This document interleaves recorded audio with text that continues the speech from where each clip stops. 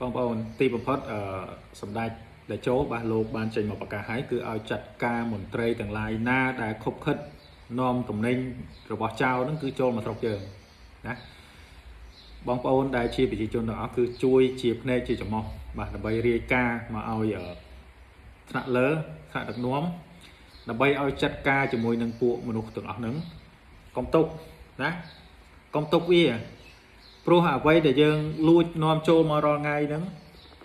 ទី1វាបំផ្លាញសេដ្ឋកិច្ចយើងទី2បំផ្លាញកិត្តិយសរបស់យើងទៀតគេស្ដីគេឌីលយើងដូចឆ្កែដូចឆ្មាថាខ្វះអីវ៉ាន់គេអត់បាន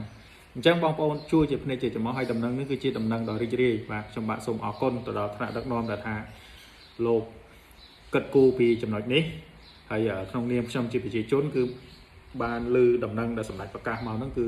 មានអារម្មណ៍ថាសប្បាយចិត្តខ្លាំងបាទអញ្ចឹងត្រៀមខ្លួនឲ្យទៅអ្នកដែលថារោគស៊ីចង់ចំណេញដែលថាខុសទំនងមិនគិតពីកិត្តិយសរបស់ប្រជាជនកិត្តិយសរបស់ជាតិខ្លួនឯងអានឹងគឺសមដែលថា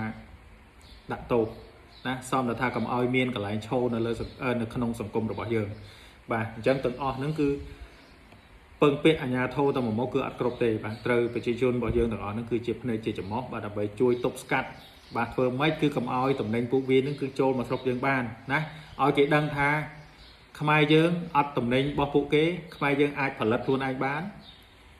អាណាដែលផលិតអត់បានខ្មែរយើងមានលុយទៅទិញពីកន្លែងផ្សេងមកបានទេណាពួករាល់ដងអត់បានទៅសុំវាទេអញ្ចឹងគឺធ្វើឲ្យវាដឹងអញ្ចឹងបាទសូមចូលរួមដល់អ្នកគ្នាអរគុណ